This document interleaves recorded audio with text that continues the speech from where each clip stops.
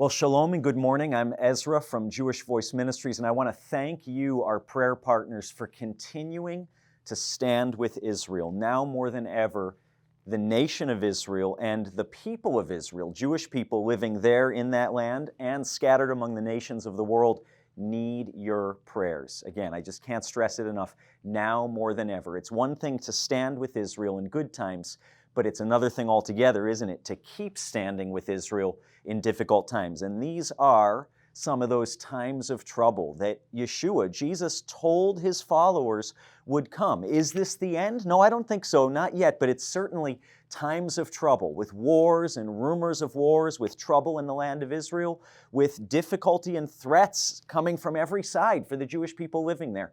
So now more than ever, Israel needs your prayers. And I want to ask you, continue to pray for the Israel Defense Forces. They're trying to squash not the Arab or Palestinian people in the region, God forbid, but specifically to eliminate the threat of an Islamic jihadist terrorist regime called Hamas, and another one similar to it called Hezbollah up in the north on the border with Lebanon. Pray for the IDF that God would give them success, that he would protect them in their efforts to eliminate this threat to innocent human life. Pray also that the Lord would protect innocent human life in Gaza, in Lebanon, in Syria, in Jordan, in the Palestinian territories, in Israel. We're praying that he would protect all innocent life on either side of the lines in this conflict.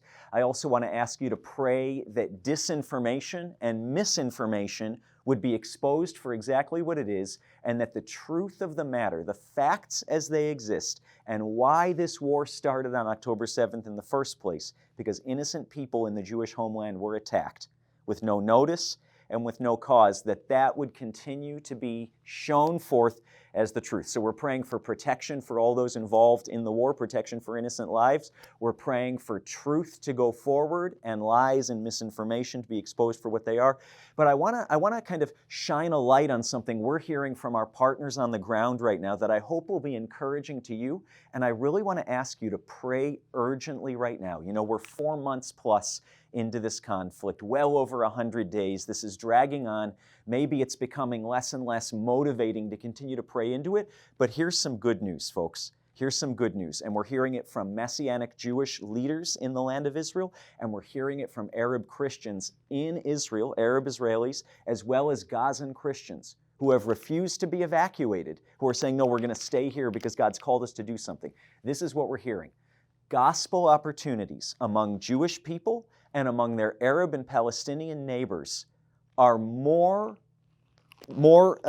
there's greater open doors right now, more gospel opportunities, more effective ministry happening than any of these leaders have seen, I heard yesterday, in 40 years. In 40 years of asking the blinders to come off of the Jewish people, they haven't seen a response to the gospel like they're seeing right now. It's incredible. And yes, it's a time of trouble. It's a time of disillusionment. Everyone in that region right now is traumatized.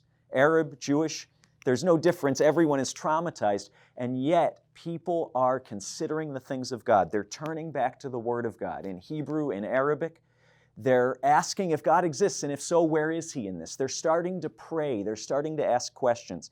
And so we're hearing testimonies of more Jewish people than we've seen in decades coming to faith and considering the claims of the Messiahship of Yeshua, of Jesus.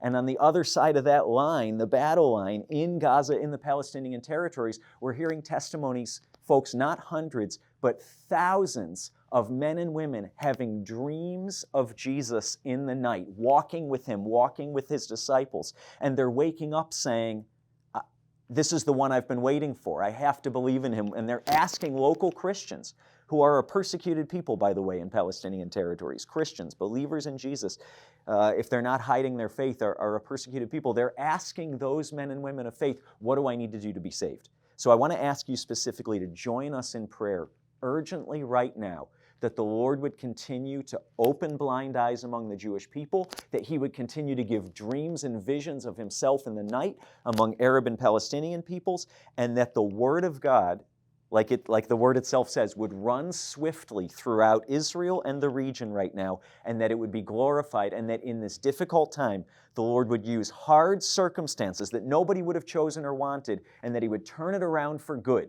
in a way that only he can, to draw many, Jewish and Arab, and others from the nations to himself. Folks, in dark times, and we see it in the scriptures, even in darkest times, and it's not a secret, but I'll share some hard news. It's going to get more difficult. It's going to get darker. There's never going to be an easier day to choose to stand with Israel. But as we're doing that, even with all the bad news we're reading, I want to turn our attention and focus our prayers. We're praying here, join us in prayer, for the gospel opportunities, the kingdom advancement opportunities that are happening right now in the region, even amidst difficult circumstances. We'll continue to update you as we hear more testimonies. Awesome things are happening, even as difficult things are happening in Israel. You'll hear about those details here. Thank you for continuing to stand with Israel and for joining us in prayer.